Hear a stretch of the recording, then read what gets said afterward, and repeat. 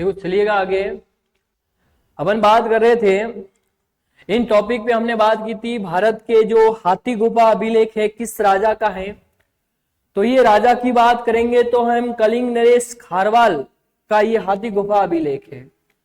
मथुरा कला में किस पत्थर का उपयोग किया गया ज्यादातर, अगर ये बात अगर रहती है कि मथुरा कला में ज्यादातर किस कला का उपयोग, किस पत्थर का उपयोग किया गया, तो आप लिखेंगे लाल बलुआ पत्थर का उपयोग किया गया था। अमरावती स्तूप किस राज्य में है, आंध्र प्रदेश में। अपन बात कर रहे हैं गुप्त संवत।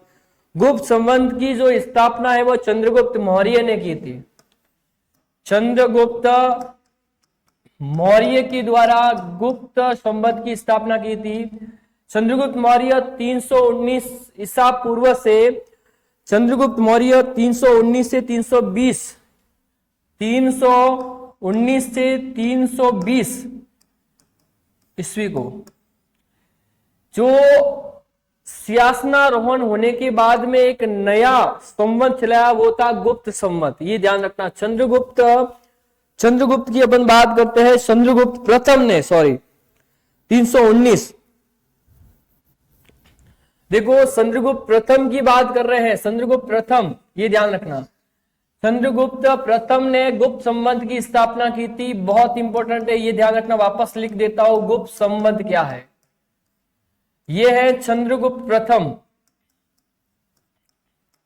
चंद्रगुप्त प्रथम ने गुप्त संवत की स्थापना की थी। गुप्त संवत की स्थापना चंद्रगुप्त प्रथम ने 219 ईस्वी से 319 से 320 ईस्वी को चंद्रगुप्त प्रथम शासक बना। सिंहासनारोहण हुआ, राजगद्दी प्राप्त की, और राजगद्दी प्राप्त करने के बाद उसने गुप्त संवत चलाया। ये जानकारी स्कंदगुप्त के अभिलेख से प्राप्त होती है। गुप्त संवत की स्थापना 319 से 320 ईस्वी के बीच में हुई थी। ये ध्यान रखना, बहुत इंपॉर्टेंट है। आपका शक संवत किसने चलाया था, ये प्रश्न अगर आपके परीक्षा में आता है तो शक संवत चलाने वाला कोई व्यक्ति था तो वो था कनिष्क। शुंग वंश के शासक कनिष्क ने शक संवत चलाया था और गुप्त संवत चंद्रगुप्त प्रथम के द्वारा चलाया गया था। ये ध्यान रखना। अमरावती का स्तूप किस राज्य में है, ये आंध्र प्रदेश के अंदर है। अगर अमरावती के स्तूप को आपको देखना है तो आपको आंध्र प्रदेश जाना पड़ेगा। कहां जाना पड़ेगा, आंध्र प्रदेश। चलिएगा, प्रथम गुप्त शासक कौन था, ये ध्यान रखना। बहुत इंपॉर्टेंट सवाल है कि प्रथम गुप्त शासक कौन था। प्रथम गुप्त शासक कौन था, ये प्रश्न भी बहुत इंपॉर्टेंट है। प्रथम गुप्त शासक की बात करें तो प्रथम गुप्त शासक था वो था श्रीगुप्त। कौन था, श्रीगुप्त है वो प्रथम गुप्त शासक था। इसे गुप्त वंश का संस्थापक कहा जाता है। गुप्त वंश का संस्थापक कौन था, यह प्रश्न परीक्षा में कई बार आया है। इंपॉर्टेंट प्रश्न की श्रेणी में रहता है कि गुप्त वंश के संस्थापक कौन थे। तो गुप्त वंश के संस्थापक की अगर बात आए तो वो श्रीगुप्त थे। कौन थे, श्रीगुप्त है वो गुप्त वंश के संस्थापक थे। बहुत इंपॉर्टेंट सवाल है कि गुप्त वंश के संस्थापक कौन थे, श्रीगुप्त थे। और गुप्त वंश के प्रथम शासक कौन थे, वो भी श्रीगुप्त को कहा जाता है। इसने महाराजा की उपाधि धारण की थी। महाराजा की उपाधि से नवाजा गया। श्रीगुप्त ने महाराजा की उपाधि धारण की थी। ये ध्यान रखना, महाराजा की उपाधि किसने धारण की थी, श्रीगुप्त ने। किसने, श्रीगुप्त ने महाराजा की उपाधि धारण की थी। कैसे राजा की उपाधि धारण की थी, श्रीगुप्त ने महाराजा की उपाधि धारण की थी। 375 से 300 ईस्वी तक शासन किया। इनका श्रीगुप्त का जो शासन है, टाइम पीरियड है वो 275 से 300 ईस्वी तक रहता है उनका टाइम पीरियड, समय। इसको काल निर्धारण भी कहते हैं कि श्रीगुप्त का टाइम पीरियड है वो 375 से 300 ईस्वी तक, 275 से 300 ईस्वी तक रहता है। गुप्त वंश का प्रथम शासक कौन था, वो था श्रीगुप्त था। इसने महाराजा की उपाधि धारण की थी। उसका जो समय है, टाइम पीरियड है वो 275 से 300 ईस्वी तक का उनका समय और टाइम पीरियड रहता है। ये भी बहुत इंपॉर्टेंट प्रश्न की श्रेणी। चंद्रगुप्त प्रथम की उपलब्धियों का वर्णन करो। चंद्रगुप्त जो प्रथम है वो गुप्त वंश का सबसे शक्तिशाली शासक था। उसने महाराजाधिराज की उपाधि धारण की थी। इसके सेंड्रोकोटस, एंड्रोकोटस आदि उपाधियों से उसको नवाजा गया था, ये ध्यान रखना। चंद्रगुप्त प्रथम की उपलब्धियों का वर्णन करो। उपलब्धि, चंद्रगुप्त प्रथम कौन था? चंद्रगुप्त प्रथम की उपलब्धियां क्या थी? उपलब्धियां की अपन चर्चा करते हैं। चंद्रगुप्त प्रथम है गुप्त वंश का सबसे शक्तिशाली शासक था। गुप्त वंश का शक्तिशाली शासक था। इसने महाराजाधिराज की उपाधि धारण की थी। महाराजाधिराज की उपाधि धारण की थी किसने? चंद्रगुप्त प्रथम ने महाराजाधिराज की उपाधि धारण की थी। ये गुप्त वंश का शक्तिशाली शासक था।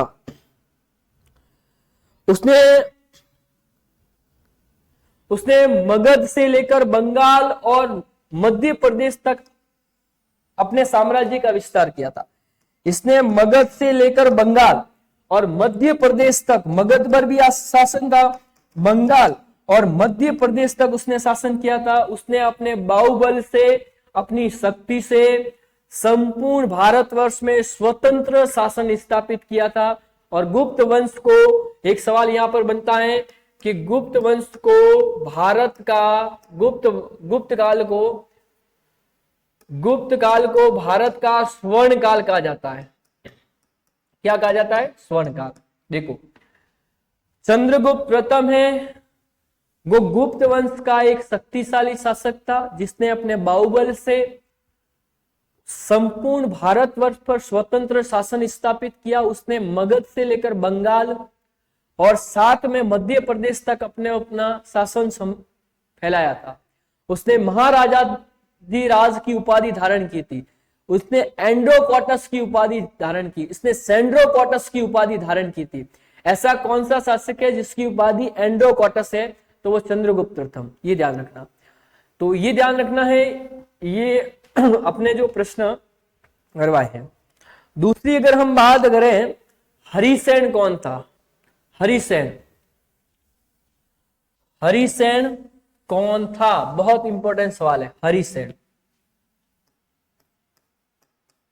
हरिसेन, ये सवाल भी बहुत इंपॉर्टेंट। हरिसेन को पढ़ने से पहले यहां पर मैंने एक सवाल लिखा है कि गुप्त काल को स्वर्ण काल कहते थे।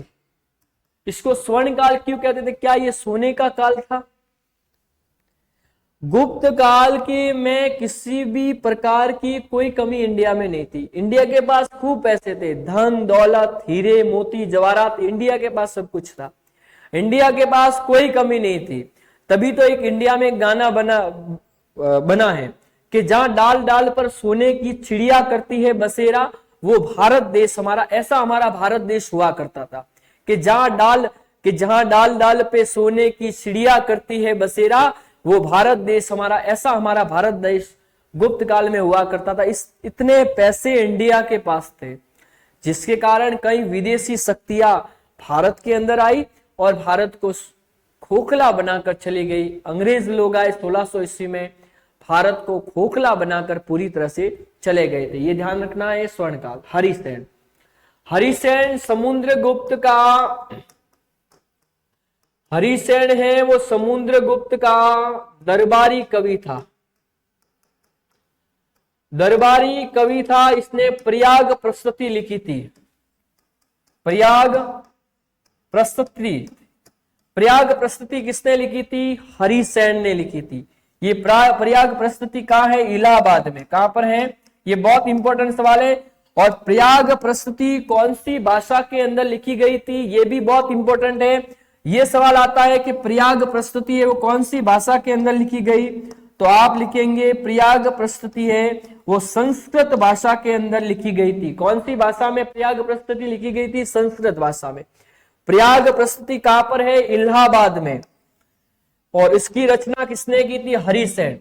हरिसेन समुद्रगुप्त का एक दरबारी कवि था।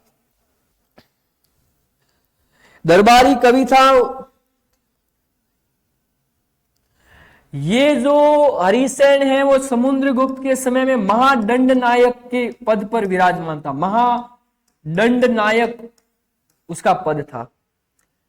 एक पद उसके पास में था कुमारामात्य, अधिकारी का पद था कुमारामात्य। दो पद उनके पास में थे, ये ध्यान रखना। अपन बात करते हैं हरिसेन की। हरिसेन समुद्रगुप्त का एक दरबारी कवि था, उसके दरबार की शोभा बढ़ाता था। उसमें दरबार में रहते हुए उसने प्रयाग प्रस्तुति की रचना की, जो संस्कृत भाषा में है। प्रयाग प्रस्तुति है वो इलाहाबाद के अंदर है। ये जो समुद्रगुप्त के समय वो महादंड नायक और साथ में कुमारामात्य के अधिकारी के पद पर कार्यरत था। हरिसेन की अगर बात करें, इसने समुद्रगुप्त के दरबार की खूब शोभा बढ़ाता था।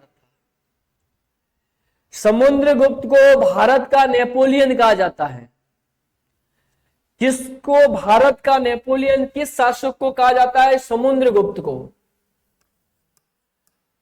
समुद्रगुप्त को भारत का नेपोलियन कहा जाता है। ये प्रश्न बहुत बड़ा इंपॉर्टेंट है, मायने रखता है।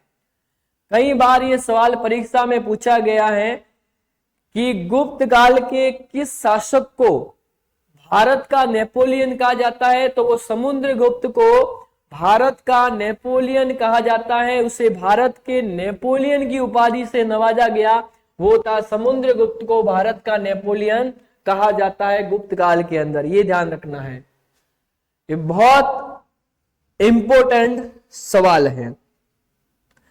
दूसरी बात है आर्यभट्ट। अगला बिंदु रहेगा आर्यभट्ट से। आर्यभट्ट है वो गुप्त काल का एक प्रमुख वैज्ञानिक था। उसने कहा कि पृथ्वी अपने धुरी पर चलती है, सूर्य के चारों ओर चक्कर लगाती है। आर्यभट्ट ने कहा। एक बार आर्यभट्ट ने यह कहा, उसने शून्य का आविष्कार किया। चलिए आर्यभट्ट से अपन बात करते हैं। आर्यभट्ट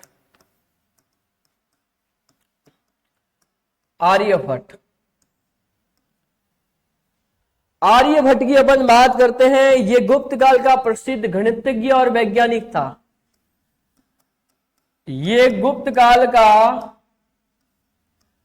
प्रसिद्ध गणितज्ञ, ये गुप्त काल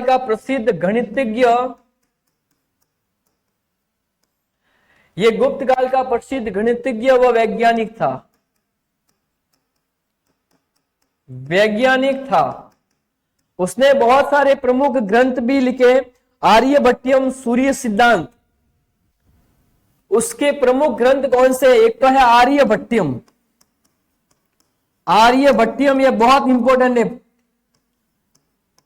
एक है सूर्य सिद्धांत,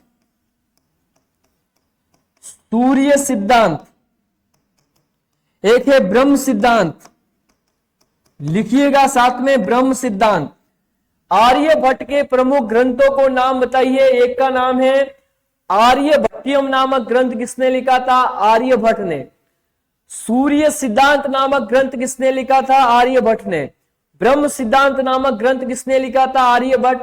ये भारत का महान गणितज्ञ और वैज्ञानिक हुआ था। आर्यभट्ट ने कहा कि पृथ्वी है वो सूर्य के चारों ओर चक्कर लगाती है। आर्यभट्ट ने कहा कि पृथ्वी सूर्य के चारों ओर, पृथ्वी है वो सूर्य के चारों ओर चक्कर लगाती है। ये ध्यान रखना, ये आर्यभट्ट ने कहा। आर्यभट्ट ने शून्य का आविष्कार किया। प्रश्न आ जाए कि शून्य का आविष्कार किसने किया था? शून्य का आविष्कार किसने किया था? आर्यभट्ट ने। ये किसने कहा कि पृथ्वी सूर्य के चारों ओर चक्कर लगाती है? ये आर्यभट्ट ने कहा। आर्यभट्ट के 3 ग्रंथों के नाम बताओ। एक है आर्यभट्टियम, आर्यभट्ट भाई साहब ने लिखा। सूर्य सिद्धांत, आर्यभट्ट भाई साहब ने लिखा। और दूसरी अगर हम बात करें ब्रह्म सिद्धांत, भी आर्यभट्ट ने लिखा था। ये इतनी सारी बातें आर्यभट्ट से हमने की है। चलिएगा अगला बिंदु अपन बात करें कि गुप्तकालीन मंदिरों की 2 विशेषता बताइए। गुप्तकालीन मंदिरों की 2 विशेषताएं बताइए। गुप्तकालीन मंदिरों की अपन चर्चा कर रहे हैं। गुप्तकालीन मंदिर कैसे थे? देखो, नासना कुटारा का पार्वती मंदिर है गुप्तकालीन, भूमरा का शिव मंदिर है एमपी में है, ये भी गुप्तकालीन मंदिर है। देवलगढ़ का दशा अवतार मंदिर है, ये भी गुप्तकालीन मंदिर है, ये ध्यान रखना।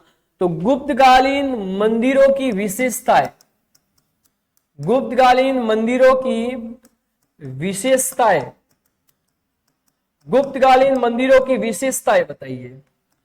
विशेषता में गुप्तकालीन मंदिरों की अगर हम विशेषता की अगर हम चर्चा करें तो गुप्तकालीन जो मंदिर है वो सबूतरे पर बने हुए थे। ये मंदिर है वो सबूतरे में बने हुए थे।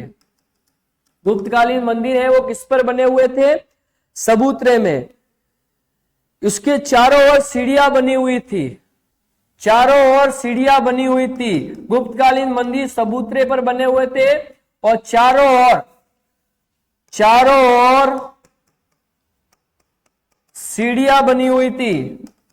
गुप्तकालीन मंदिर सबूतरे पर बने हुए थे, चारों ओर उनकी सीढ़ियां बनी हुई थी। गुप्तकालीन मंदिर की अपन विशेषताओं की अगर हम चर्चा करें, गुप्तकालीन मंदिरों के अंदर गर्भगृह था, गर्भगृह था, जहां पर देव प्रतिमा को स्थापित किया जाता, भगवान को स्थापित किया जाता। गर्भगृह, अपन मंदिर के अंदर जाते हैं, थोड़ा सा ढलान होती है, खड्डा होता है, उसको बोलते हैं गर्भगृह। वहां पर देवताओं की प्रतिमा को स्थापित किया जाता है, गर्भगृह था, उसमें देवताओं की प्रतिमा। विशेषता, गुप्तकालीन मंदिर है वो सबूतरे पर बनाए जाते थे, इसके चारों ओर सीढ़ियां बनाई जाती थी। दूसरी विशेषता की बात करें, गुप्तकालीन मंदिरों में गर्भगृह बनाए जाते थे, जो उसके अंदर देव प्रतिमा को स्थापित किया जाता था। किस पर? देव प्रतिमा। दो विशेषता की अपने चर्चा की है। अगला हम इन पार्ट्स पर आते हैं, फिर अगले प्रश्न अपन बाद निकालेंगे थोड़े बहुत। गुप्त वंश का संस्थापक कौन था? मैंने बताया श्रीगुप्त। ये ध्यान रखना, श्रीगुप्त भाई साहब का चित्र है कि गुप्त वंश के संस्थापक कौन थे। प्रश्न अगर परीक्षा के अंदर बनता है तो आप लिखेंगे श्रीगुप्त है, वो गुप्त वंश के संस्थापक थे। गुप्त संवत किसने चलाया था? चंद्रगुप्त प्रथम ने 319 ईस्वी में। सियासनारोध होने के बाद में, राजा बनने के बाद में एक नया संवत चलाया था जिसका नाम था गुप्त संवत, 319 ईस्वी में। भारत का नेपोलियन किसे कहा जाता है? समुद्रगुप्त को। ये समुद्रगुप्त है जो वीणा बजाते हुए बताया गया है। ये गाने का बड़ा शौकीन था, संगीतज्ञ था प्राचीन काल का, तो वीणा बजाते हुए समुद्रगुप्त को बताया गया है कि भारत का नेपोलियन किसे कहा जाता। बहुत इंपॉर्टेंट है, वेरी मोस्ट, इसको प्रश्न को कीजिएगा कि भारत का नेपोलियन किस शासक को कहा जाता है? तो वो था समुद्रगुप्त को भारत का नेपोलियन कहा जाता था। किसको? समुद्रगुप्त को भारत का नेपोलियन कहा जाता था। बहुत इंपॉर्टेंट। प्रयाग प्रस्तुति का लेखक कौन था? हरिसेन। ये देखो हरिसेन का चित्र है, ये प्रयाग प्रस्तुति। प्रयाग प्रस्तुति कहां पर है? इलाहाबाद में। प्रयाग प्रस्तुति है वो कौन सी भाषा में लिखी गई है? ये कहां पर है? इलाहाबाद में। प्रयाग प्रस्तुति कौन सी भाषा के अंदर लिखी गई है? संस्कृत भाषा में। और प्रयाग प्रस्तुति को लिखने वाला अगर कोई व्यक्ति था तो वो कौन था? हरिसेन। कौन थे? हरिसेन थे। वो समुद्रगुप्त के दरबारी कवि थे। समुद्रगुप्त के दरबार की शोभा बढ़ाने का काम ये हरिसेन किया करते थे। किस गुप्त राजा ने विक्रमादित्य की उपाधि धारण की थी? चंद्रगुप्त द्वितीय ने। ये ध्यान रखना, चंद्रगुप्त द्वितीय ने विक्रमादित्य की उपाधि धारण की थी। विक्रमादित्य की उपाधि से उनको नवाजा गया था। किसको? समुद्रगुप्त द्वितीय को। समुद्रगुप्त द्वितीय के शासनकाल में एक चीनी यात्री घूमने के लिए आया था, उसका नाम था फायन। इस फायान ने एक पुस्तक लिखी थी जिसका नाम था फो को की, इस पुस्तक का नाम था। इस पुस्तक से उस समय भारत की सामाजिक स्थिति, भारत की राजनीतिक स्थिति, भारत की आर्थिक स्थिति और भारत की सांस्कृतिक स्थिति के बारे में जानकारी प्राप्त होती है। इस फायान ने प्राचीन समय के मंदिरों को देखकर कहा, बड़ा खुश हुआ, बड़ा प्रसन्न हुआ। उसने प्राचीन समय के मंदिरों को देखकर कहा कि यह मंदिर स्वयं किसी मनुष्य ने नहीं बनाया, यह किसी देवता के द्वारा बनाया गया मंदिर है। किसके द्वारा बनाया गया है? स्वयं देवता के द्वारा बनाया गया। ऐसे मंदिर को देखकर, वो महलों को देखकर, मंदिरों को देखकर इतना खुश हुआ कि स्वयं देवताओं के द्वारा बनाया गया है। ये ध्यान रखना। फायान किसके समय इंडिया में आया था? चंद्रगुप्त द्वितीय के समय में। फायान देखो, फायान का चित्र बताया गया है कि फायान जी किसके शासन काल में इंडिया में आए थे।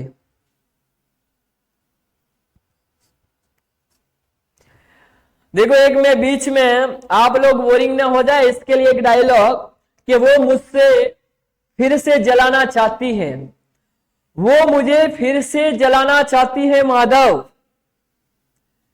समझाओ उसे कि राख में कभी आग नहीं लगती, राख में कभी आग नहीं लगती, वो मुझे फिर से जलाना चाहती है माधव, समझाओ उसे कि राख में कभी आग नहीं जलती। ये ध्यान रखना। नालंदा विश्वविद्यालय के संस्थापक कौन थे? कुमारगुप्त। बहुत इंपॉर्टेंट सवाल है कि नालंदा विश्वविद्यालय जो बहुत बड़ा विश्वविद्यालय है, बिहार में है, पटना में, और इस विश्वविद्यालय के संस्थापक कौन थे? तो वे गुप्त वंश के एक शासक थे जिनका नाम था कुमारगुप्त, और इसी कुमारगुप्त ने नालंदा विश्वविद्यालय की स्थापना की थी। ये प्रश्न परीक्षा में कई बार पूछा गया है। आरपीएससी द्वारा आयोजित परीक्षा तृतीय श्रेणी शिक्षक भर्ती परीक्षा में भी यह सवाल पूछा गया है कि गुप्त नालंदा विश्वविद्यालय के संस्थापक कौन थे? कुमारगुप्त। हूणों का आक्रमण किसके समय हुआ था? जब हूण एक विदेशी जाति थी, उसका आक्रमण किस शासक के समय हुआ था? वो था स्कंदगुप्त के समय में। हूणों का जो आक्रमण था वो गुप्त शासक स्कंदगुप्त के समय में हूणों का आक्रमण हुआ था। ये ध्यान रखना, बहुत इंपॉर्टेंट सवाल है। हूण एक विदेशी जाति थी, उसने भारत पर आक्रमण कब किया था? कौन से राजा के समय में? तो वो उसने स्कंदगुप्त के समय में हूणों का आक्रमण हुआ था। ये ध्यान रखना। कालिदास किसके दरबार में थे? कालिदास चंद्रगुप्त द्वितीय के दरबार में विराजते थे, नवरत्नों में एक थे। ये ध्यान रखना। कालिदास हैं वो चंद्रगुप्त द्वितीय के दरबार में विराजते थे, उनकी शोभा बढ़ाते थे, उनके नवरत्नों में एक थे। बहुत इंपॉर्टेंट सवाल है, वेरी मोस्ट प्रश्न है परीक्षा की दृष्टि से, ये ध्यान रखना। बहुत इंपॉर्टेंट। अभिज्ञान शाकुंतलम किसकी रचना है? कालिदास की। मैं सारी रचनाओं के बारे में बताऊंगा, अभी फिलहाल आप इस पर चर्चा करें। कालिदास अभिज्ञान शाकुंतलम किसकी रचना है? कालिदास की। अब कालिदास की बहुत सारी रचनाएं हैं, हम 4-5 रचना लिखेंगे तभी। रघुवंश, रघुवंश से कालिदास की रचनाएं बहुत इंपॉर्टेंट है। अभिज्ञान शाकुंतलम आ गया, रघुवंश। मालविका अग्निमित्र, मालविका अग्निमित्र, ये भी कालिदास की प्रमुख रचनाएं हैं।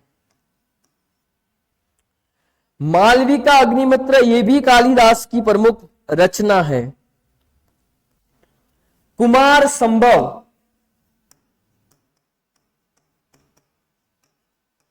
ऋतुसंहार,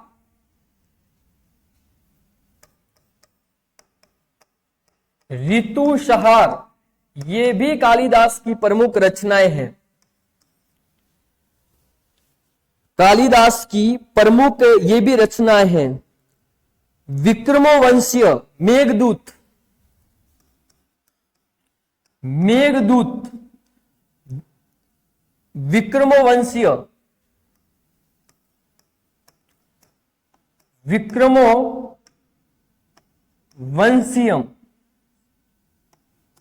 विक्रमोवंशीयम। देखो, कालिदास की प्रमुख रचना, हर बार परीक्षा में यह सवाल पूछा जाता है, हर बार जब भी एग्जाम देने जाएंगे तब आपको कालिदास से प्रश्न जरूर पूछा जाता है। तो उसमें देखो कि कालिदास द्वारा रचित, पहली बात तो है कालिदास किसके दरबार में विराजते थे? चंद्रगुप्त द्वितीय के। ये चंद्रगुप्त द्वितीय के 9 रत्नों में उनका नाम था। उनकी प्रमुख रचना में अभिज्ञान शाकुंतलम, रघुवंश, मालविका अग्निमित्र, कुमार संभव, ऋतुसंहार, मेघदूत, विक्रमोवंशीय, ये उनकी प्रमुख रचनाएं हैं। रघुवंश, मालविका अग्निमित्र, कुमार संभव, ऋतुसंहार, मेघदूत, विक्रमोवंशीय, ये प्रमुख रचनाओं की श्रेणी में आता है। बहुत इंपॉर्टेंट सवाल है, उसको कॉपी में जरूर नोट कीजिएगा कि वो वक्त मिले तो मुझसे मिलती थी, वो वक्त मिले तो मुझसे मिलती थी, मैं वक्त निकाल के उससे मिलता था। मेरे प्यारे विद्यार्थियों, वो वक्त मिले तो मुझसे मिलती थी, मैं वक्त निकाल के उससे मिलता था। अरे वो किसी काम से मिलती थी, अरे वो किसी काम से मिलती थी, हमारा तो काम ही उससे मिलना था, हमारा तो काम ही उससे मिलना था, हमारा तो काम ही उससे मिलना था। ये ध्यान रखना। चलिएगा आगामी प्रश्न की बात करें। गुप्तकालीन आय के प्रमुख स्रोत कौन से थे? अपन बात कर देंगे गुप्तकालीन आय के प्रमुख स्रोत। यहां पर चलिएगा, पहले गुप्तकालीन आय के प्रमुख स्रोत पहले चर्चा कर लेते हैं। एक प्रश्न नया यहां से लेते हैं। गुप्तकालीन आय के प्रमुख स्रोत कौन से थे? प्रमुख स्रोत कौन से थे? गुप्तकालीन आय के प्रमुख स्रोत कौन से थे? प्रमुख स्रोत की बात करें, उनको इनकम कहां से मिलती थी गुप्तकालीन राजाओं को? तो वो था कर था, भाग कर। ये कृषि उपज का 1/6 लिया जाता, भाग कर। आय के प्रमुख से भाग कर। भाग कर क्या था? ये कृषि उपज का 1/6 भाग लिया जाता था, भाग कर। दूसरा था ऊपरी कर, एक प्रकार का भूमि कर था। ये सवाल भी 2 नंबर में कई बार, ऊपरी कर क्या है? ऊपरी कर, ये एक प्रकार का भूमि कर था। कई बार ये 2 नंबर में ऊपरी कर से ये प्रश्न पूछा जाता है, ऊपरी कर क्या है? ये एक प्रकार का भूमि कर था, ये एक प्रकार का भूमि कर था। क्या था? भूमि कर।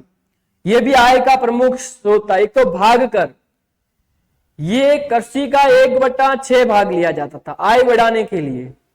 दूसरा है ऊपरी कर, ये एक प्रकार का भूमि कर था।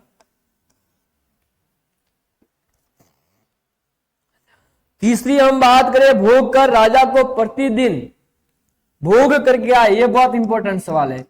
भोग कर, राजा को प्रतिदिन फल फूल और सब्जियों पर दिए जाने वाले कर को भोग कर कहा जाता था। यहां पर लिख देता हूं, राजा को प्रतिदिन फल फूल सब्जियों, राजा को प्रतिदिन फल फूल और सब्जियों पर दिया जाने वाले, फल फूल सब्जियों पर दिया जाने वाले कर को भोग कर कहा जाता था। बहुत इंपॉर्टेंट सवाल है। गुप्तकाल की बात करें, जब राजा साहब को फल फूल है, सब्जियां हैं, इसके ऊपर जब कोई टैक्स दिया जाता था उसको भोग कर कहते थे। क्या करते थे? भोग कर। उद्रंग क्या है? एक प्रकार का भूमि कर है। ये ध्यान रखना, बहुत इंपॉर्टेंट सवाल है। उद्रंग क्या है? ये सवाल परीक्षा में कई बार आया है। उद्रंग नोट करने योग्य बात है। एक प्रकार का भूमि कर था। उद्रंग एक प्रकार का भूमि कर था। ये भी बहुत इंपॉर्टेंट प्रश्न की आय के स्रोत से ये भूमि कर था। भूतोवाद, ये बहुत इंपॉर्टेंट सवाल है। भूतोवाद क्या था? भूतोवाद से क्या तात्पर्य? विदेशी वस्तुओं पर लिए जाने वाले कर को भूतोवाद कहा जाता था। विदेशी, गुप्त काल में विदेशी वस्तुओं से लिए जाने वाले कर को भूतोवाद कहा जाता था। गुप्त काल के अपन आय के प्रमुख स्रोत की बात करें तो आय के स्रोत में एक तो है भाग कर। ये कृषि के उपज का 1/6 भाग लिया जाता था गुप्त काल में। दूसरा है ऊपरी कर, ये एक प्रकार का भूमि कर था। तीसरा है भोग कर, राजा को प्रतिदिन फल फूल सब्जियों पर जो कर दिया जाता था वो भोग कर था। तीसरा है ऊर्ध्वंग, ये एक प्रकार का भूमि कर था जो टैक्स के रूप में दिया जाता था। तीसरा है भूतोवाद, ये बहुत इंपॉर्टेंट सवाल है। गुप्त काल में विदेशी वस्तुओं के ऊपर जो टैक्स लिया जाता था उसको भूतोवाद कहा जाता था। नोट करने योग्य बातें हैं, ये ध्यान रखना। चलिए अपन अब ये पर चर्चा की है या नहीं की है, आर्यभट्ट, इस पर थोड़ी मैं चर्चा इसकी कर लेता हूं, फिर अपन नए प्रश्न निकालेंगे। नए प्रश्न भी निकालने बहुत जरूरी है, अगर यहां से नहीं आए तो चलेगा। आर्यभट्ट कौन थे? ये गुप्तकालीन महान गणितज्ञ खगोल शास्त्री थे। उन्होंने आर्यभट्टियम, सूर्य सिद्धांत और ब्रह्म सिद्धांत नामक ग्रंथ की रचना की। आर्यभट्ट ने सबसे पहले शून्य का आविष्कार किया और आर्यभट्ट ने कहा कि पृथ्वी सूर्य के चारों ओर चक्कर लगाती है, स्वयं आर्यभट्ट ने पहले कहा। यह आर्यभट्ट का चित्र है। शून्य सिद्धांत किसने दिया था? आर्यभट्ट ने। वरामिर की प्रसिद्ध पुस्तक का नाम था वृहद संहिता, बहुत इंपॉर्टेंट है। वृहद संहिता, वृहद जातक, ये ग्रंथ किसने लिखा था? ये वरामिर ने। वरामिर की प्रसिद्ध पुस्तक कौन सी थी? वृहद संहिता। वृहद संहिता किसने लिखी थी? वरामिर ने वृहद संहिता लिखी थी। देवलगढ़ का दशावतार मंदिर कहां पर है? झांसी उत्तर प्रदेश में है। झांसी उत्तर प्रदेश के अंदर ये गुप्तकालीन मंदिर है, देवलगढ़ का दशावतार मंदिर। भूमरा का शिव मंदिर नागौर एमपी में अंदर है, ये ध्यान रखना है। बहुत सारे मंदिर भी है। अजंता की गुफा किस धर्म से है? ये मुख्य रूप से बौद्ध धर्म से जुड़ी हुई है अजंता की गुफा, ये ध्यान रखना। अजंता की गुफा की अगर कोई बात आती है तो अजंता की जो गुफा है वो मुख्य रूप से बौद्ध धर्म से जुड़ी हुई है। किससे जुड़ी हुई है? बौद्ध धर्म से ये अजंता की गुफा जुड़ी हुई है। अपन अब कुछ प्रश्न निकालते हैं। कुछ प्रश्न निकाल देते हैं नए।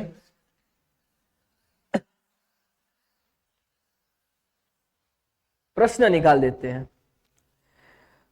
प्रश्न में लिखिए फायान। फायान कौन है? फायान एक चीनी यात्री था। फायान एक चीनी यात्री था जो चंद्रगुप्त द्वितीय के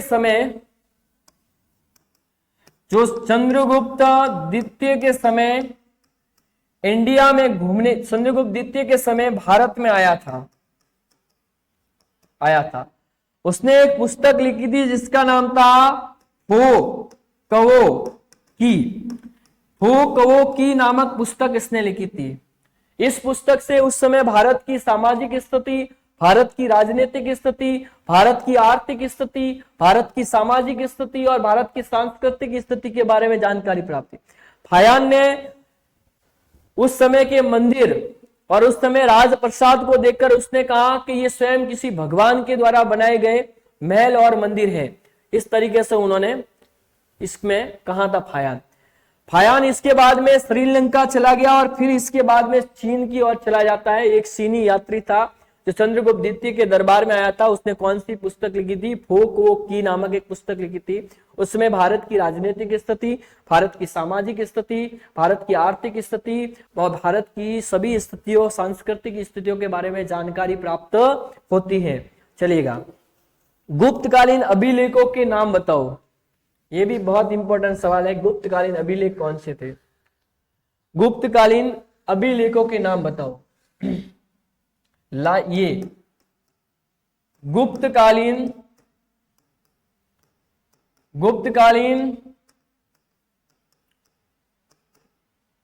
अभिलेखों के नाम बताओ। गुप्तकालीन अभिलेख कौन कौन से थे? तो अभिलेखों में अगर किसी का नाम आता है, प्रयाग प्रस्तुति, इलाहाबाद स्तंभ लेख पहला है। प्रयाग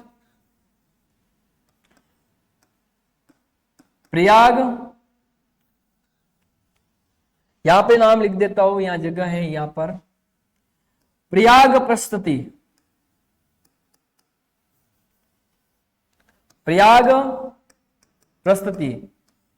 इसको इलाहाबाद स्तंभ लेख भी कहते हैं। इलाहाबाद स्तंभ लेख भी कहते हैं। एक है मेहरौली स्तंभ लेख, जो दिल्ली में है। मेहरौली स्तंभ लेख जो कुतुब मीनार के पास में है, ये मेहरौली स्तंभ लेख है। वो दिल्ली में गुप्त काल से जुड़ा हुआ है। मेहरौली स्तंभ लेख है, वो गुप्त काल से जुड़ा हुआ है। ये मेहरौली स्तंभ लेख दिल्ली में है और प्रयाग प्रस्तुति इलाहाबाद स्तंभ लेख इलाहाबाद के अंदर है। तो ये ध्यान रखना है, ये गुप्तकालीन प्रमुख स्तंभ लेख है।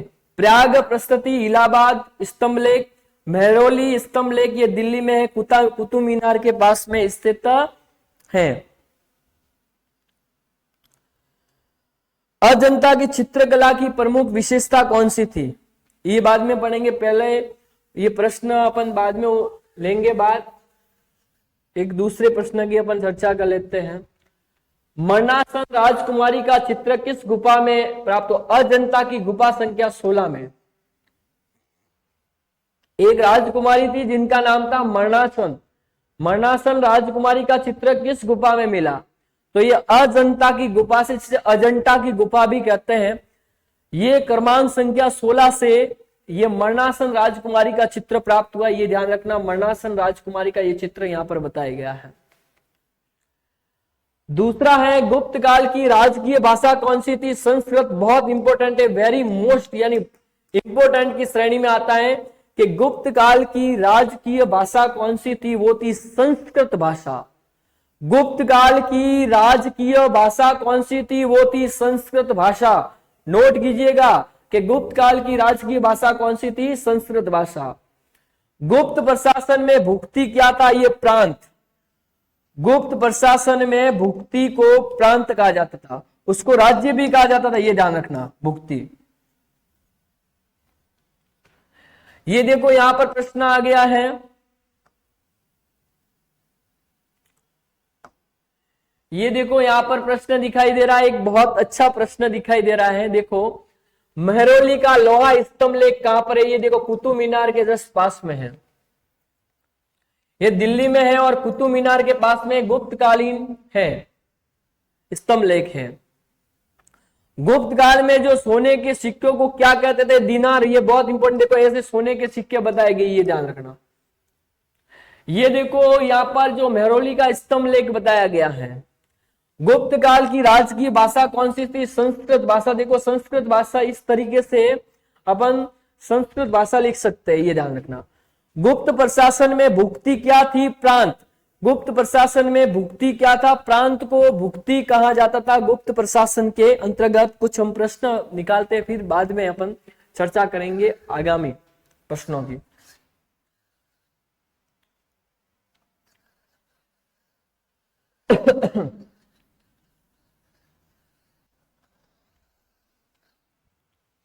आगामी प्रश्नों की चर्चा करेंगे।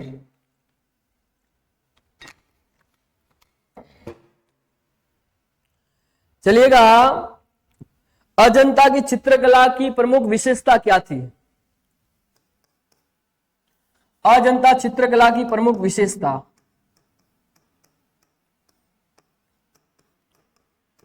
चित्रकला की प्रमुख विशेषता कौन सी थी?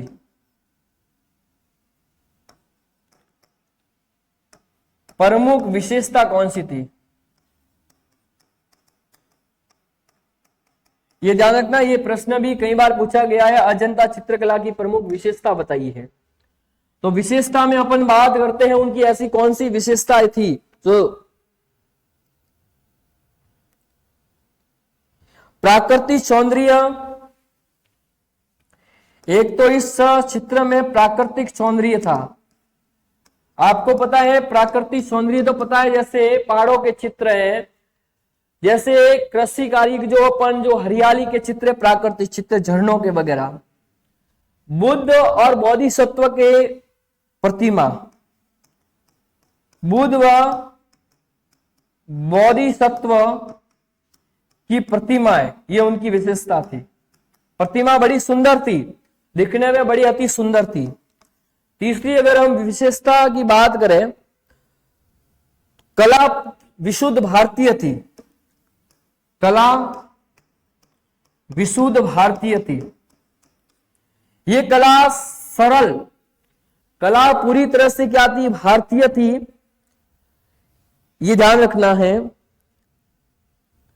यहां पर वर्णात्मक चित्र थे, यहां पर जो चित्र है वो वर्णात्मक थे, वर्णात्मक चित्र थे, ये ध्यान रखना है। अजंता चित्रकला की 3 विशेषता बताइए अगर ये प्रश्न परीक्षा में आता है तो। उसमें एक तो है प्राकृतिक सौंदर्य, उनके जो चित्र है उनका जो सौंदर्य था वो बहुत अच्छा था, सौंदर्य, प्राकृतिक सौंदर्य था। इसमें बुद्ध और बोधिसत्व की प्रतिमाएं थी, बुद्ध और बोधिसत्व की बहुत अच्छी सुंदर। बोधिसत्व आपको पता है कि महात्मा बुद्ध से पूर्व जितने भी अनुयायी हुए उनको बोधिसत्व कहा जाता था। ये मैंने आपको आगामी पाठ के अंदर बताया है। और ये जो कला थी वो पूरी तरह से भारतीय थी, विशुद्ध भारतीय थी, किसी प्रकार का मेल नहीं था, ना यूनान से कोई लिया गया था, कहीं से भी नहीं लिया गया, पूरी तरह से भारतीय कला थी। इसके जो चित्र थे वो पूरी तरह से वर्णात्मक थे। क्या थे? वर्णात्मक। ये उनकी विशेषताएं थी। समुद्रगुप्त के इतिहास को जानने के स्रोत कौन से हैं? समुद्रगुप्त के अगर इतिहास को जानना है तो उसके इतिहास को जानने के स्रोत कौन से थे?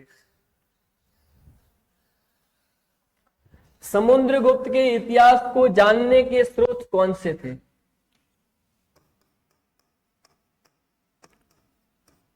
समुद्रगुप्त के इतिहास को जानने के स्रोत कौन से? जानने के स्रोत यानी सबूत व साक्ष्य प्रमाण कौन से? समुद्रगुप्त के इतिहास को जानने के स्रोत कौन से? ये प्रश्न अगर परीक्षा में पूछा जाता है तो आप किस तरीके से इसको लिखेंगे? तो उसके हरिसेन द्वारा लिखी प्रयाग प्रस्तुति, हरिसेन ने जो लिखी है प्रयाग प्रस्तुति, इससे भी समुद्रगुप्त के बारे में जानकारी प्राप्त कर सकते हैं। एक है एरन अभिलेख से समुद्रगुप्त के बारे में जानकारी प्राप्त करते हैं। हरिसेन की प्रयाग प्रस्तुति, एरन अभिलेख, ताम्रलेख,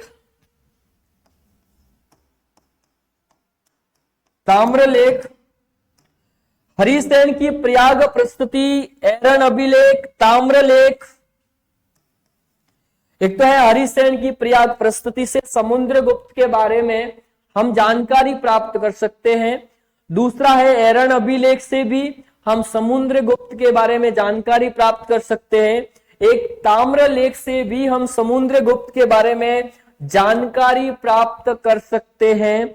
तो तीसरे अगर हम बात करें तो समुद्रगुप्त की मुद्रा से, जो समुद्रगुप्त की मुद्राएं थी, इससे भी हम समुद्रगुप्त के बारे में जानकारी प्राप्त कर सकते हैं।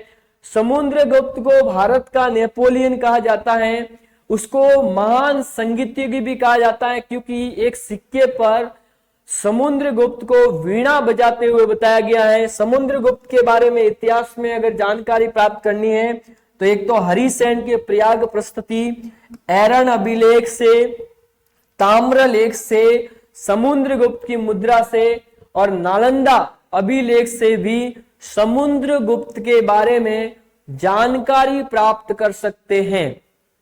ये ध्यान रखना। अब हम थोड़ा इन प्रश्नों के ऊपर थोड़ी दृष्टि डालते हैं। इन प्रश्नों पे हम प्रश्न बाद में निकालेंगे, और भी कुछ प्रश्न। पंचतंत्र के लेखक कौन है? विष्णु शर्मा। बहुत इंपॉर्टेंट सवाल कि पंचतंत्र के लेखक कौन है? वो है विष्णु शर्मा। पंचतंत्र के लेखक कौन थे? विष्णु शर्मा जी थे, वो पंचतंत्र के लेखक थे। धन्वंतरी किस क्षेत्र के विद्वान थे? चिकित्सा आयुर्वेद क्षेत्र के। धन्वंतरी किस क्षेत्र के विद्वान थे? चिकित्सा आयुर्वेद क्षेत्र के। चिकित्सा और आयुर्वेद क्षेत्र के जो बड़े विद्वान थे वो थे धन्वंतरी थे। सती प्रथा का पहला अभिलेख के साक्षी कहां से मिला? एरन अभिलेख से 510 ईस्वी में। सती प्रथा का जो साक्ष्य है, सबूत है, प्रमाण है, वो सबसे पहले किस अभिलेख से मिला? ये प्रश्न परीक्षा में आता है तो वो एरन अभिलेख से मिला था 510 ईस्वी के अंतर्गत। एरन अभिलेख 510 ईस्वी में सती प्रथा का पहला साक्ष्य सबूत कहां से मिला था? एरन अभिलेख से 510 ईस्वी में। अब कुछ प्रश्न निकालते हैं, फिर इसकी चर्चा और भी जारी रहेगी। गुप्त काल में प्रांत और प्रांतपति को क्या कहा जाता था? गुप्त काल में प्रांत व प्रांतपति को क्या कहा जाता था? गुप्त काल में प्रांत व प्रांतपति को क्या कहा जाता था?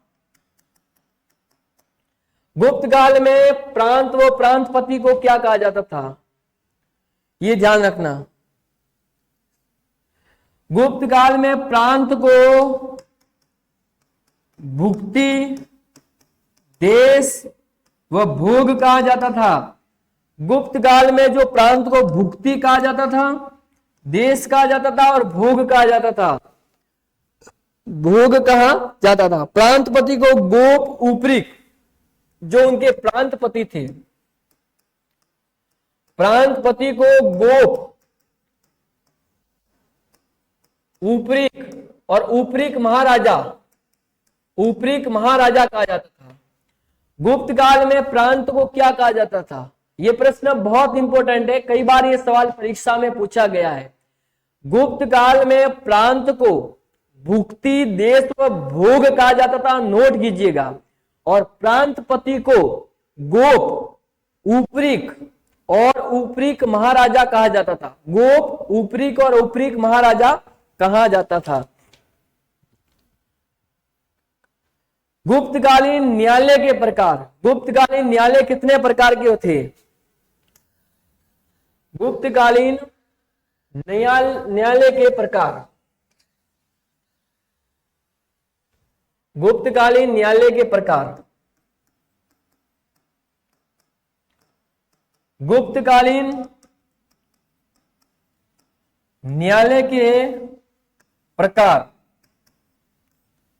गुप्तकालीन जो न्यायालय है वो 4 प्रकार के थे। कितने प्रकार के थे? 4 प्रकार के न्यायालय थे। गुप्तकालीन जो न्यायालय है वो 4 प्रकार के थे। कितने प्रकार के थे? 4।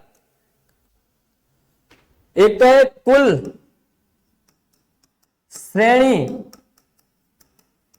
गण। गुप्तकालीन जो न्यायालय है वो 4 प्रकार के थे। 4 प्रकार से, एक तो था कुल, दूसरा है श्रेणी, तीसरा है गण और चौथा है वो था राजकीय न्यायालय।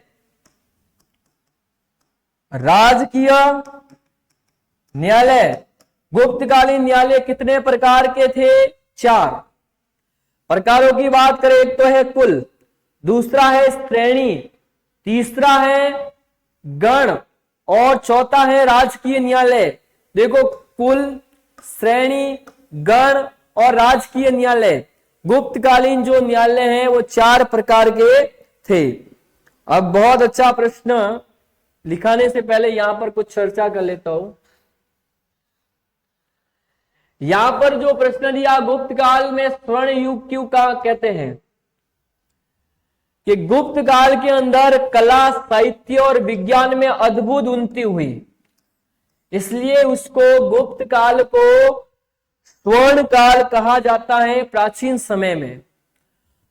समय में गुप्त काल को स्वर्ण काल कहा जाता है, क्योंकि इस काल में कला, साहित्य और विज्ञान में अभूतपूर्व उन्नति हुई, खूब उन्नति हुई। विज्ञान के क्षेत्र में खूब उन्नति हुई, साहित्य के क्षेत्र में खूब उन्नति हुई, कला के क्षेत्र में खूब उन्नति हुई, विकास हुआ, इसलिए इस काल को स्वर्ण काल कहा जाता है।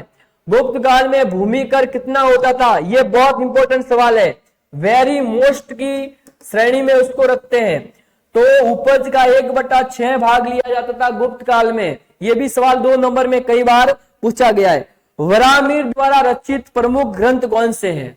आइए लिखवाते हैं।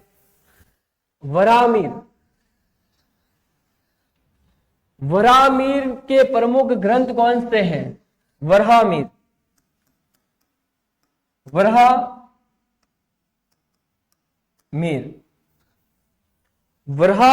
द्वारा प्रमुख ग्रंथ कौन से?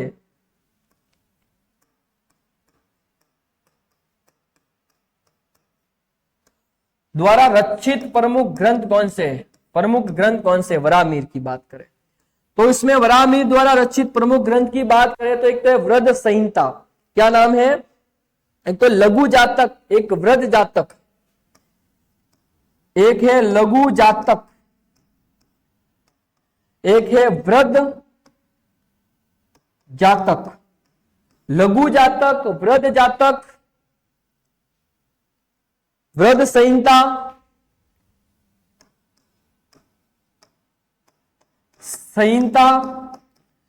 लघु जातक, वृद्ध जातक, वृद्ध संहिता, पंच सिद्धांतिका।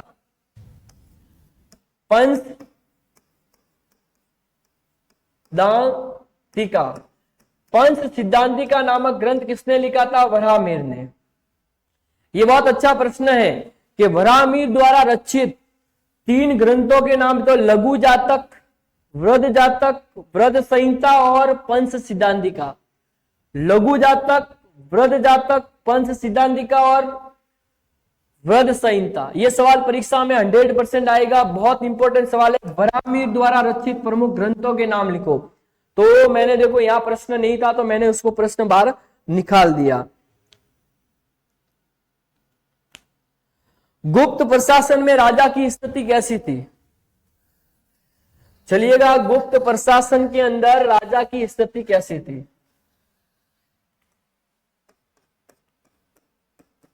गुप्त प्रशासन में राजा की स्थिति,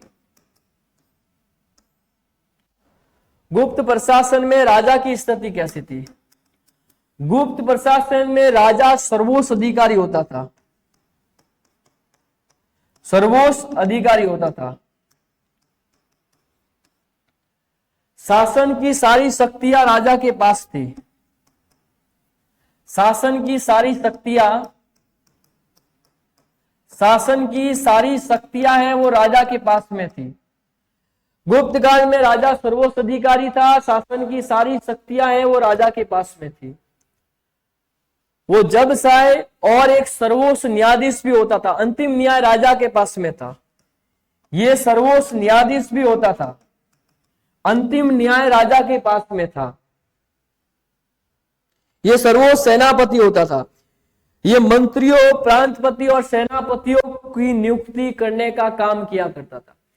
गुप्त प्रशासन में राजा सर्वोच्च अधिकारी था, शासन की सारी शक्तियां राजा के पास में थी। राजा प्रमुख अधिकारियां, कर्मचारी, जो पदाधिकारी होते थे उनकी नियुक्ति करता था। कौन? राजा। और उनको पद से हटा भी, और सर्वोच्च न्यायाधीश भी था, ये ध्यान रखना। शासन की सारी शक्तियां राजा के पास में है, सर्वोच्च न्यायाधीश है, वो सर्वोच्च शक्तियां उसके पास में थी। वो जिसको चाहे सेनापति बना सकता है, जिसको चाहे सेनापति के हटा सकता है, तो सारी शक्तियां उनके पास में थी। गुप्त काल के प्रमुख विद्वान, मैंने आर्यभट्ट द्वारा रचित ग्रंथ है वो आर्यभट्टियम लिखवाया। वराहमिहिर की प्रमुख ग्रंथ, एक ब्रह्मगुप्त ने कौन सा सिद्धांत लिखा था? ब्रह्मगुप्त, ये गुप्त काल का प्रमुख, उसने ब्रह्म सिद्धांत नामक ग्रंथ लिखा था। क्या लिखा था? ब्रह्म सिद्धांत नामक ग्रंथ इसने लिखा था। ब्रह्मगुप्त ने ब्रह्म सिद्धांत। नागा अर्जुन के प्रमुख ग्रंथ कौन से? ये प्रश्न मैं निकालता हूं। देखो, ब्रह्मगुप्त ने ब्रह्म सिद्धांत नामक ग्रंथ लिखा। ब्रह्म सिद्धांत नामक ग्रंथ की रचना किसने की थी? ब्रह्मगुप्त ने। ब्रह्मगुप्त ने ब्रह्म सिद्धांत नामक ग्रंथ की रचना की थी। दूसरा है नागा अर्जुन, और नागा अर्जुन ने किस ग्रंथ की रचना की थी? नागा अर्जुन की बात करें, नागा अर्जुन, उसने किस ग्रंथ की रचना की थी? ये ध्यान रखना। लोकशास्त्र रस रत्नाकार, लोकशास्त्र रस रत्नाकार, लोकशास्त्र रस रत्नाकार, आरोग्य मंजरी। आपका ये प्रश्न कई बार पूछा गया है कि लोकशास्त्र नामक ग्रंथ की रचना किसने की थी? नागा अर्जुन ने। रस रत्नाकार नामक ग्रंथ की रचना किसने की थी? नागा अर्जुन ने। आरोग्य मंजरी नामक ग्रंथ की रचना किसने की थी? नागा अर्जुन ने। ये ध्यान रखना। हमने बहुत सारे अति लघुतरात्मक प्रश्न के बारे में चर्चा की है। इससे बाहर कोई भी प्रश्न नहीं जाएगा जो मैंने बाहर निकाले हैं। आप उसको अंतिम समय तक जरूर इस वीडियो को देखिएगा। निबंधात्मक प्रश्न में अपनी अहम भूमिका अदा करते हैं प्रश्न, वो मैंने आगामी वीडियो में सारे बताया गया है। और फिर भी अगर टाइम मिला तो हम आगामी अगर वीडियो में 10-15 मिनट जो भी हम वीडियो लाएंगे उसके अंदर हम लाने की पूरी कोशिश करेंगे। एक प्रश्न परीक्षा में 100% आएगा 10 नंबर में, वो आप अच्छी तरह से याद कीजिएगा कि इतिहास को जानने के स्रोत का वर्णन कीजिए। पक्का 100% सवाल है, गारंटी है, केवल विश्वास करना पड़ेगा। बड़े प्रश्नों में अगर एक दूसरा बड़े प्रश्नों में अगर भूमिका अदा करता है तो हर बार करता है, पता नहीं इस बार करेगा या नहीं करेगा, फिर भी मैं बता दूं, सिंधु घाटी सभ्यता के नगर नियोजन, उसके पतन के कारणों का वर्णन कीजिए। यह भी बहुत इंपॉर्टेंट रहता है। अगर ये प्रश्न नहीं आएगा तो इस बार आएगा सिंधु घाटी सभ्यता के कला के बारे में वर्णन कीजिए या उसकी सामाजिक आर्थिक स्थिति के बारे में वर्णन कीजिए। यहां से प्रश्न पूछा जाएगा, ये ध्यान रखना है। सिंधु घाटी सभ्यता की कला पढ़नी है, उसकी सामाजिक स्थिति और उसकी आर्थिक स्थिति के बारे में आपको पढ़ना है। और सिंधु का नगर नियोजन तो पढ़ना ही है, ये तो हर बार सवाल आता है। इस बार भी अगर आएगा तो आप इस तरीके से कर सकते हैं, एक बार कला जरूर पढ़ना सिंधु घाटी सभ्यता की और उसकी सामाजिक आर्थिक स्थिति पढ़ना। अगर पूर्व का पाषाण काल, मध्य पाषाण काल और नव पाषाण काल, ताम्र युगीन, इस बार ताम्र युगीन सभ्यता आने की पूरी संभावना है, क्योंकि अगली बार मध्य पाषाण काल, नव पाषाण काल पूछा गया है, तो इस बार मध्य पाषाण काल या पूरा पाषाण काल या फिर ताम्र पाषाण काल, ये तीनों में से जो सवाल परीक्षा में 100% आएगा, उनकी सारी विशेषता मिलती जुलती है। अब आप पढ़ना चाहोगे तो सारी विशेषता आपको मिलती जुलती दिखाई देगी, ये ध्यान रखना। एक प्रश्न को पढ़ने पर सारी विशेषता आपके आ जाएगी।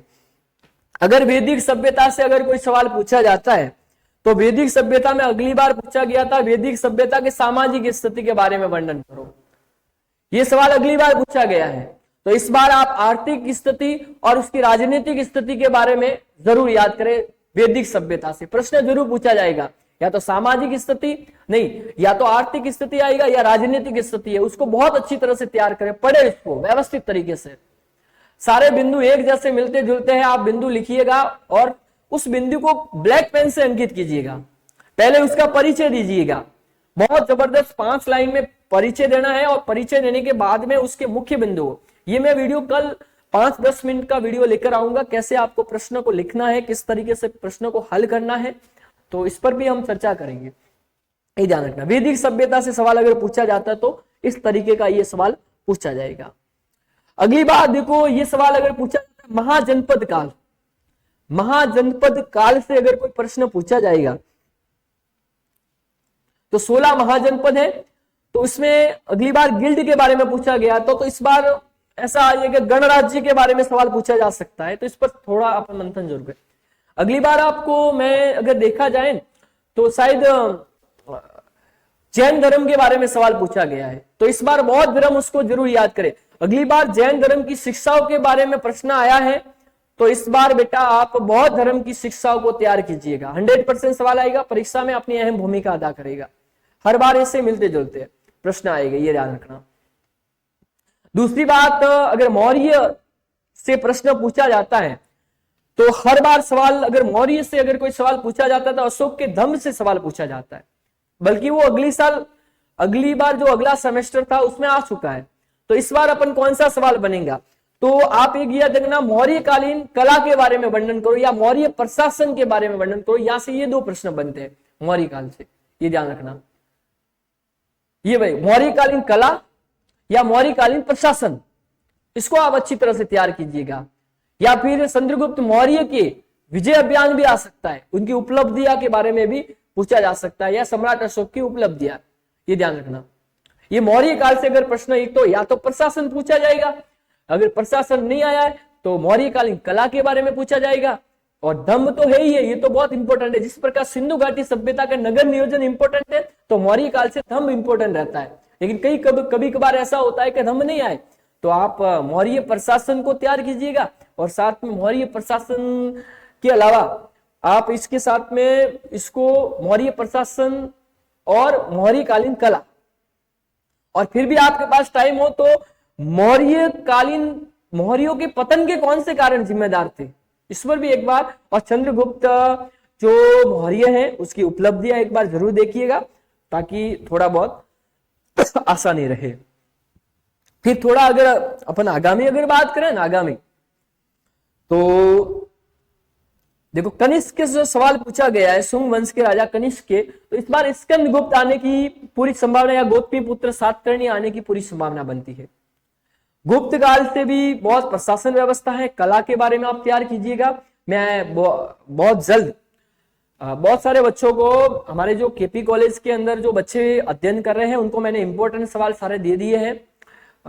तो आपके लिए भी मैं इंपॉर्टेंट सवाल, हो सके तो कल निबंधात्मक प्रश्न का मैं वीडियो बनाऊंगा, मात्र सिर्फ आधे घंटे में उसको पूरा करूंगा। और उसमें वैसे मैंने निबंधात्मक की पूरी महा मैराथन क्लास बना के रखी है 4-5 घंटे की, तो इसके बाद में मैं फिर भी आपको इंपॉर्टेंट सवाल लेकर आऊंगा। आधे घंटे की एक क्लास चलाएंगे कल, इंपॉर्टेंट प्रश्नों की, और पेपर कैसे लिखना है इस पर हम चर्चा करेंगे। तो अब मैं नरेंद्र पाल सिंह इतिहास जिज्ञासु आप लोगों से विदा लेता हूं। आगामी वीडियो में हम पढ़ेंगे, अब यहां से प्रश्न एक भी छोटा प्रश्न बाहर नहीं जाएगा, ये मेरा विश्वास बोलता है, मेरा अनुभव बोलता है। अगर ये देखो एक प्रश्न, ये जो प्राचीन भारत के इतिहास को जानने के स्रोत कौन से, पुरातात्विक स्रोत, तो उसमें लिखेंगे आप अभिलेख है, सिक्के हैं, मौर्य हैं, स्तंभ है वगैरह, ये लिख सकते हैं।